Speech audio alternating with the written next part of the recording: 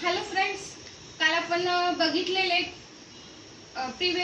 in the previous video we can see that there are two types of noun, common noun and proper noun. So आपण आता बघणार आहे collective noun. Collective noun. So त्याला मराठीत म्हणतात समूहवाचक नाव.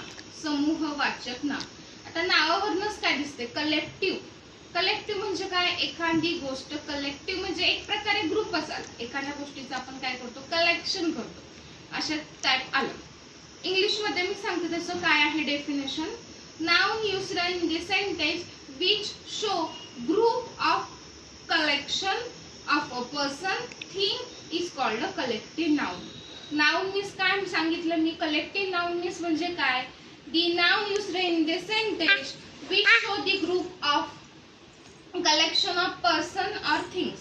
जर मराठी सांगायचं म्हटलं तर काय येईल की अगोदरच मी काय म्हटलं कलेक्टिव्ह म्हणजे वाटतेच की आपला नाव म्हणजे शब्दावरून समजते. We can understand from the words. Okay, what we understand की कलेक्टिव्ह म्हणजे काय? एखाद्या ग्रुप ऑफ पर्सन आहे.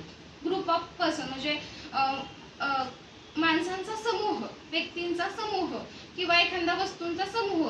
आता हे पुस्तक आहेत, मी 10 पुस्तकं जमा केले मग त्यांचा एक काय झाला? समूह झाला. फुलांचा समूह अशा प्रकारे येणार. एखाद्या पक्ष्यांचा आपण काय म्हणतो? थवा. म्हणजे हे कलेक्टिव्ह नाउन आले. आता त्याच्यामध्ये मी सांगते काय? आता एक्झाम्पल सांगते. The police disappeared the crowd. काय म्हटलं? The police disappeared the crowd म्हणजे काय? पोलीस आहेत त्यांनी काय केला? क्राउड. क्राउड म्हणजे काय? गर्दी. गर्दी घालून टाकली. The police disappeared the crowd. Crowd म्हणजे पोलिसांनी गर्दी घालून टाकली. आता ह्याच्यामध्ये कलेक्टिव्ह नाउन कुठलं येणार?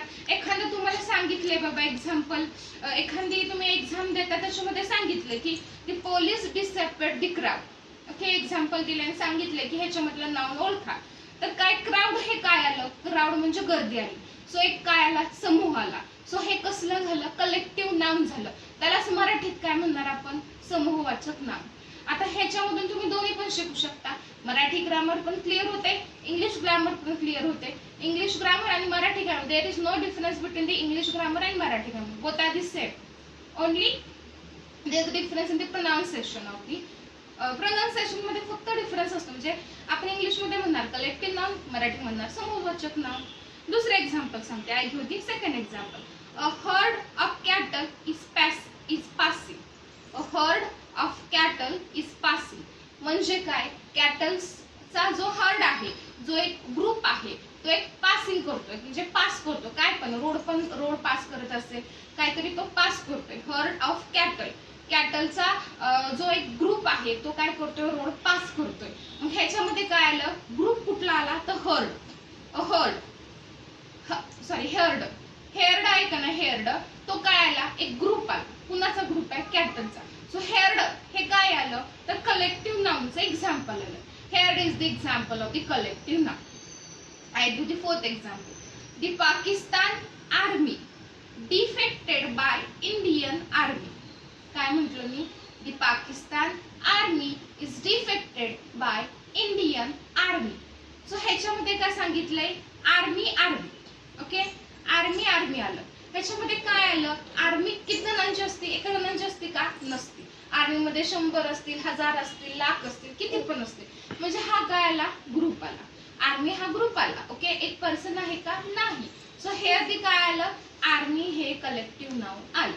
Okay, fourth example is the jury found the Ramesh is guilty.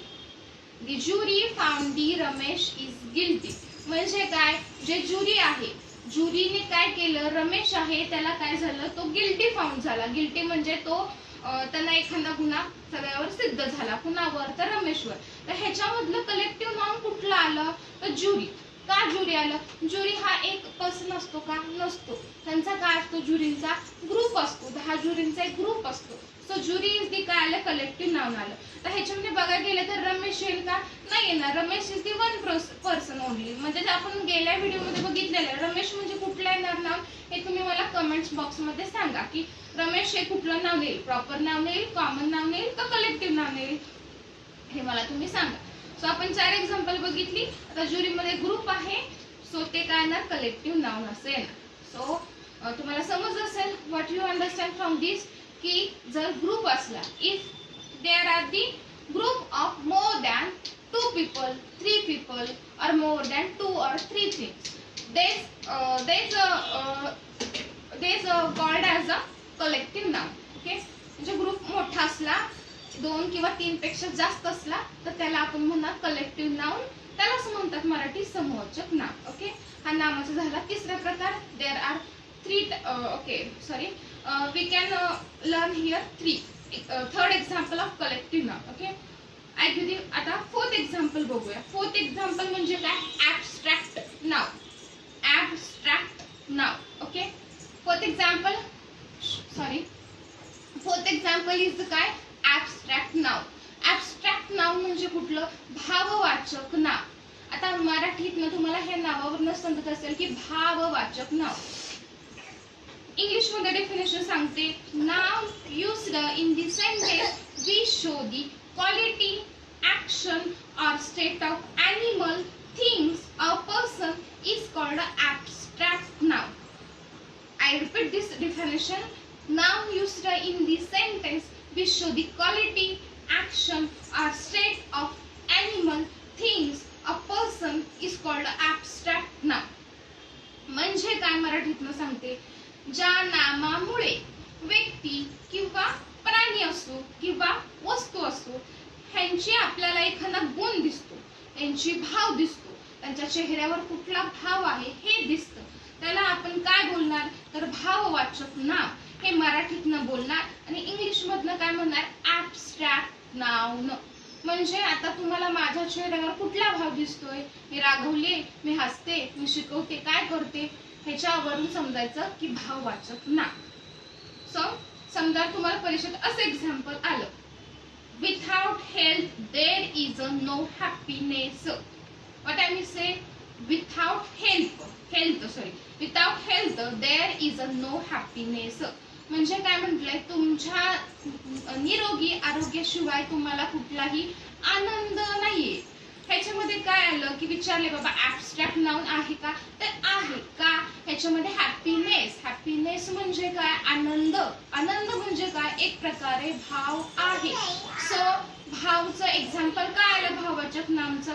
तर happiness. Okay, second example, I love honesty. आता म्हणजे काय? मला प्रामाणिकपणा आवडतो. तर हॉनेस्टी आलं. हॉनेस्टी म्हणजे काय आलं? एक भाव आहे. प्रामाणिकपणा पण काय आहे? भाव आहे. So this is called abstract noun.